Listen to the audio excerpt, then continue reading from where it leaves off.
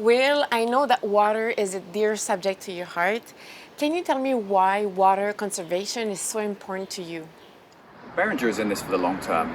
We've been around since the late 1800s, and we built a brand and a following that's great. But we want to be really responsible with these amazing vineyards and this amazing property that we have here. So working on projects to save water, to save energy, to make sure we reduce the carbon means that we can keep doing this into the future. Well, we want to be leaders here, but we also want to be great neighbors. We live on the edge of a beautiful town of St. Helena. We share some of the same water and the same vineyards around us. And so if we're not careful, then we won't be able to be around for the long term.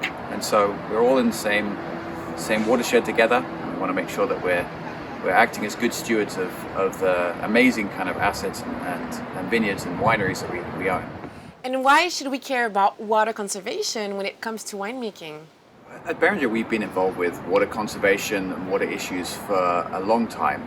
All of our vineyards are certified as fish-friendly farming, and we've got sustainable certification at all our wineries with Napa Green.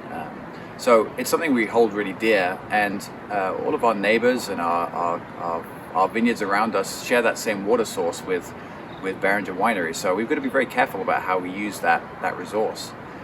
We've invested in technology to help us with that, and monitoring, as well as just making sure that we think about it on a daily basis.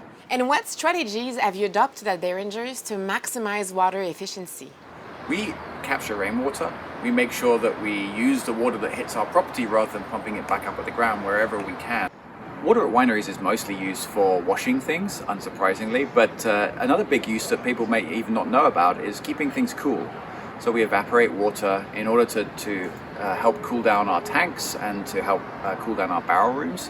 And that can be a very inefficient process unless it's done with care. So we've invested a lot of money. We have partnerships with UC Davis. We've invested in new technologies that are industry leading when it comes to being super efficient with our water, super efficient with our cooling.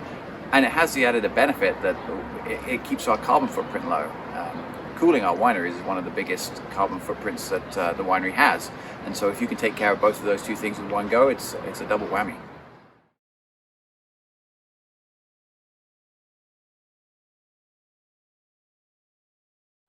Well, watching your water use is the most important thing. We do that at the winery with all of the meters and monitoring equipment we have, but you can do that at home just as easily.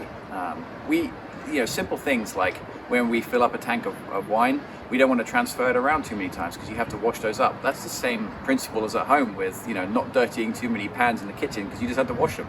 Nobody wants to do that. So similar things that you can do at home with water-wise landscaping is the same as what we do with our vineyards, with being very careful with drip and how we irrigate and just putting on the right amount of water. So there's parallels everywhere between home life and what we do in the vineyards and wineries.